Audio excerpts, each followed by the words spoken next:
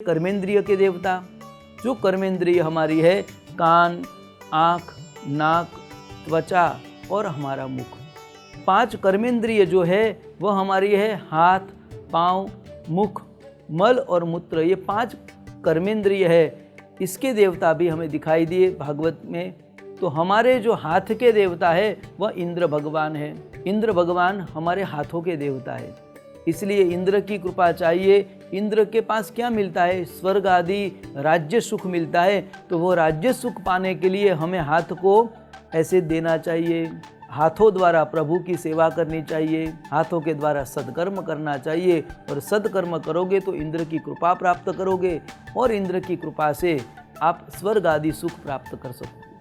ऐश्वर्य की प्राप्ति करनी है तो भी हमें हाथों से दान देना चाहिए, अच्छे सत्कर्म करना चाहिए। भगवान नाम स्मरण होता है तब ताली भी बजानी चाहिए और ईश्वर का भजन कीर्तन करना चाहिए। ये हाथों के देवता जो है वह इंद्रदेव है। हमारे पैर के देवता जो है वह पैर के देवता भगवान विष्णु है।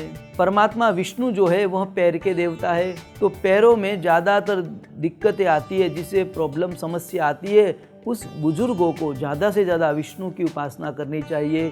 तो विष्णु की उपासना से उसके पैर में ज़्यादातर पीड़ा कम हो जाती है और पीड़ा मुक्त भी हो जाते हैं। तो विष्णु ये पैर के अधिपति देवता है। मुख के देवता अग्नि महाराज है। अग्नि भगवान मुख के दाता है, इसलिए हम जो मुख में डालते हैं वो सीधा अंदर अग्नि के रूपी वह उसे जलाकर जठराग्नि के माध्यम से उसे पूरे शरीर में शक्ति को कार्यान्वित करते हैं। तो मुख के देवता है वो अग्नि है।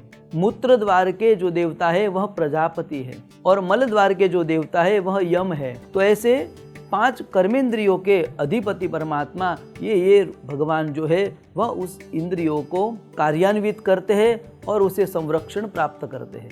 अब ये देवताओं का पता कैसे चले? देखो, हमारे सामान्य व्यवहारिक जीवन में भी हम देखते हैं, थोड़ी सी उम्र जाने के बाद वृद्धावस्था समीप पहुंचते ही 40 या 45 वर्ष की आयु हो जाए तो तुरंत आँख के देवता अपनी दिशा बदल लेते हैं, नंबर लग जाते हैं। तो कहते हैं कि भाई आपके आँख के देवता चले गए या वो कमज़ोर पड़े हैं। बुढ़ापा और बढ़ने लगता है तो हमारा कान में सुनना कम हो जाता है। तो कोई हमें कहता है भाई आपके कान के देवता अभी रजा ले रहे हैं। क्यों?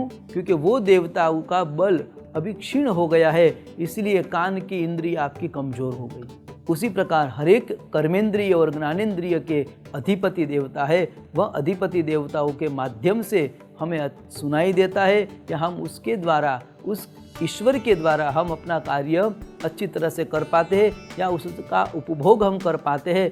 तो ऐसे सुखदेव जी महाराज ने परीक्षित महाराज को यह 24 तत्व का अधिपति देवताओं के साथ पूरा वर्णन किया।